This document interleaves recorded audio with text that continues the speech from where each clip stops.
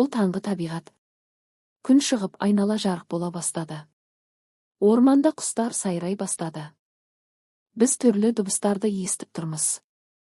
Дыбыс табиғатта әрқашан болады. Жел соғып тұр. Жапырақтар сыбдырлайды. Бұл жай дыбыс.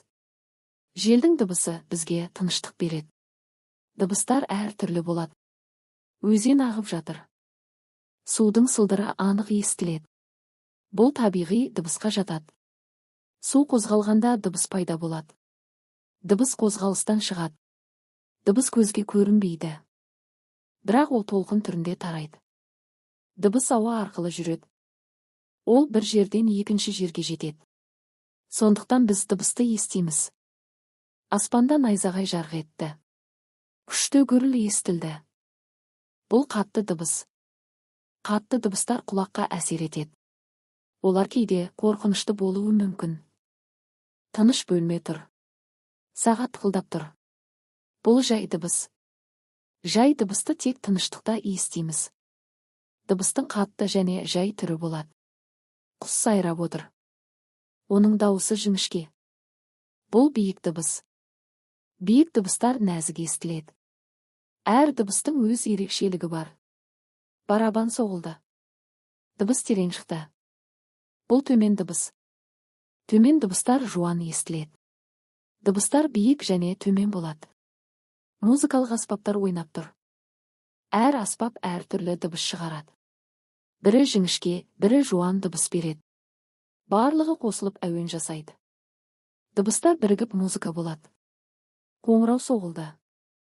Дыбыс анық естілді. Бұл қатты дыбыс. Қоңырау алыстан да естіледі. Қатты дыбыс алысқа тарайды. Телефон дыбыс шығарды. Бұл жасанды дыбыс. Оны адам жасаған. Қазіргі заманда мұндай дыбыстар көп. Дыбыстар табиғи және жасанды болады. Бір дыбыс қатты шықты. Екінші дыбыс жай естілді.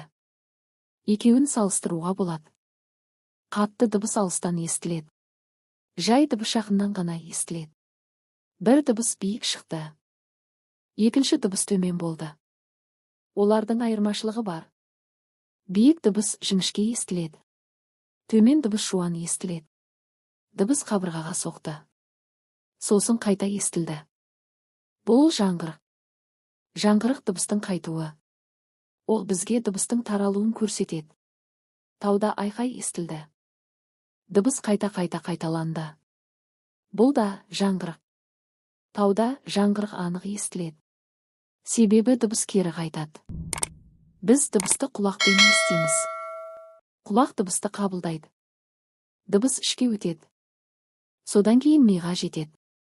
Ми дыбысты түсінеді. Дыбыстың көзі болады. Мысалы, қоңырау немесе дауыс.